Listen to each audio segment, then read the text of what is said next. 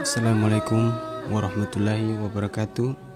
Alhamdulillah, segala puji bagi Allah yang Maha Pengasih dan Maha Penyayang, yang membalas doa hamba-hambanya apabila kita berdoa dan mengikatnya. Pertama-tama, marilah kita panjatkan puja dan puji kehadiran Allah Subhanahu wa Ta'ala, yang mana telah mempertemukan kita dalam acara dengan keadaan sehat walafiat. Salawat serta salam tak lupa mari kita junjung tinggi kepada baginda Nabi Muhammad sallallahu alaihi wasallam bersama ahlul baitnya, juga kepada guru-guru kami, orang tua kami, saudara kami, pemimpin-pemimpin kami, muslimin dan muslimat yang terdahulu yang juga akan datang. Saya perwakilan dari Remaja Masjid Al-Mirsah Kolon Cucu Ngadesone dan pengurus Perhimpunan Remaja Masjid Dewan Masjid Indonesia Prima DMI Provinsi Maluku Utara akan menyampaikan tausiah pada program Kajana Pagi dengan judul Kisah Teladan Seorang Pembantu Istana Fir'aun. Sahabat kreatif para pemuda-pemudi remaja masjid di mana saja Anda berada. Imam Ahmad meriwayatkan dalam musnadnya dari sahabat Abdullah ibnu Abbas radhiyallahu anhuma, lamma kanatil lailatu alati uskriya bifiha atas alayya ro'ihatun toyibatun. Dari sahabat Abdullah ibnu Abbas menuturkan sabda Rasulullah pada malam di mana aku diisrakan oleh Allah Azza wa Jalla. Pada saat itu Rasulullah sedang berada di Haron. Kemudian Jibril datang membawa Rasulullah dengan buraknya ke Masjidil Aqsa. Kemudian dari Masjidil Aqsa ke Sidratul Muntaha. Nah, pada saat di Sidratul Muntaha, Rasulullah melihat ada buk'ah, ada tanah di situ, harum sekali tanahnya, semerbak wangi yang luar biasa. Kemudian Rasulullah Sallallahu Alaihi Wasallam bertanya kepada Jibril, ma hazihi ro'ihatun toyibatun. Ya Jibril, kenapa tanah yang di sana itu harum sekali tanahnya? Wangi siapa itu ya Jibril? Faqala, maka Jibril mengatakan, hazihi ro'ihatun masyitoti ibnati fir'auna wa awladiya. Itulah Masyita, tukang sisir anak putri Fir'aun. Kemudian Rasulullah bertanya lagi, wa ma ahsyanu'ah, lah emang apa dengan dia? Kenapa dengan dia? Hebat sekali dia. Maka Jibril menjawab, ketika Masyita menyisir-nyisir putri anak Fir'aun, sisirnya pun terjatuh. Kemudian ia mengatakan ketika mengambil sisir tersebut, Bismillah, dengan menyebut nama Allah diambilnya sisir tersebut. Maka salah satu putri dari anak Fir'aun bertanya kepada Masyita, wahai Masyita, apakah yang dimaksud Allah tersebut? Apakah yang kau maksudkan Allah itu Fir'aun abi? Maksudnya Fir'aun bapakku? Lalu Masyita menjawab, la, bukan. Walakin Rabbi wa Rabbu abik wa Rabbu jamil alamin. Tapi dia adalah Tuhanku, Tuhan bapakmu, dan Tuhan semesta alam. Dia bukan bapakmu. Bapakmu hanya mengaku-ngaku Tuhan.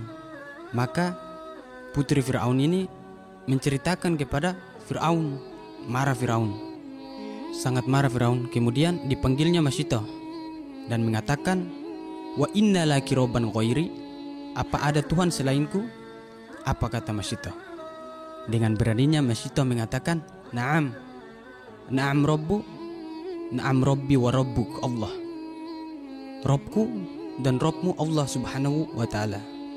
Kita lihat saudara-saudara, seorang wanita di depan Fir'aun dengan berbagai macam kebingisan, wanita ini berani mengatakan, na'am, ya, Tuhanku dan Tuhanmu Allah Subhanahu wa Ta'ala.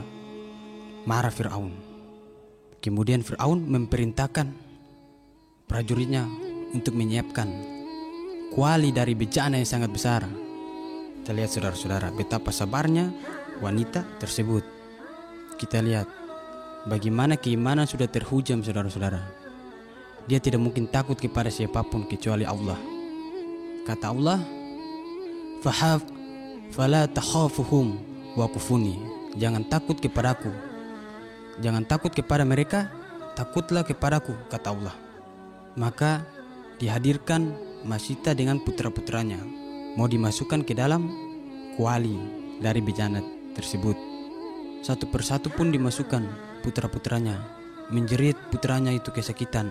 Pada saat itu Masita sempat goyah karena salah satu putranya ini masih bayi saudara-saudara, masih disusunya, masih digendong oleh Masita.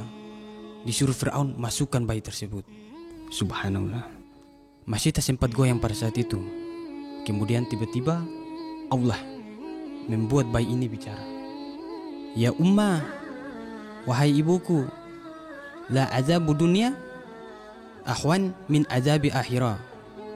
Apa yang dikatakan bayi tersebut?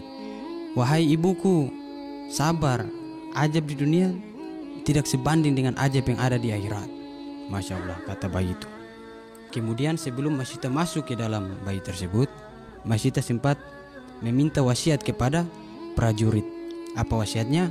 Wasiatnya, jika kematianku dan kematian anak-anakku, maka satukanlah mereka dengan kain kafan yang sama-sama.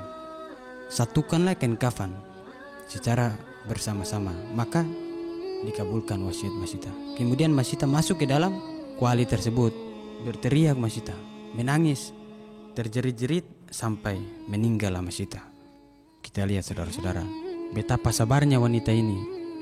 Pada saat itu siapa yang tidak mengenal Fir'aun? Ketika itu di antara seorang yang beriman menyembunyikan keimanannya dan terbongkar, maka dia akan dibunuh secara kejam saudara-saudara. Itulah Fir'aun pada saat itu. Kemudian Masita mati terbunuh dengan kejam. Bahkan bukan cuma Masita, istri Fir'aun, Asya bintu Mujahim, dibunuh oleh Fir'aun. Istrinya sendiri saudara-saudara mati terbunuh, dijatuhkan dari tempat yang tinggi. Ada sebagian riwayat menyatakan dia dihujamkan dengan batu-batu besar di kepalanya. Masita bintu Mujahim tersebut. Bayangkan, sebelum istrinya Fir'aun dibunuh, ia sempat berdoa kepada Allah. Ya Allah, aku rela mati di tangan Fir'aun, asalkan tolong siapkan aku, sediakan aku surga yang ada di surga, istana yang ada di surga. Kenapa Asya berdoa kayak begitu? Sebab bagaimana ketika itu orang nomor 2 di istana mengorbankan dirinya karena beriman kepada Tuhannya Musa alaihissalam, beriman kepada Allah, mengorbankan semua. Orang nomor 2 pada saat itu di istana kerajaan Fir'aun dengan harta yang berlimpah, tidur di kursi empuk, di kasur empuk, mengorbankan semua. Kita lihat saudara-saudara, keimanan yang sudah terhujam, dia tidak akan pernah takut kepada siapapun. Mau dihukum sebagaimana rupanya, dia tetap kokoh imannya kepada Allah Subhanahu wa Ta'ala. Oleh karenanya, saya atas nama Muhammad Gibran Haji Umar, utusan dari remaja Masjid Al-Mirsah Kolon Cucu Ngadesone, mengucapkan banyak terima kasih kepada Prima DMI Malut yang telah memberikan saya kesempatan untuk bertausiah pada program Khazanah Pagi disiarkan langsung oleh Pro 2 RRI Ternate. Semoga Prima DMI Malut akan semakin eksis ke depan dan berkaya dan menampilkan calon da'i dan da'i muda Maluku Utara yang istiqomah dalam menerbangkan kebaikan. Akhirnya saya ucapkan wabillahi taufik wal hidayah. Wassalamualaikum warahmatullahi wabarakatuh.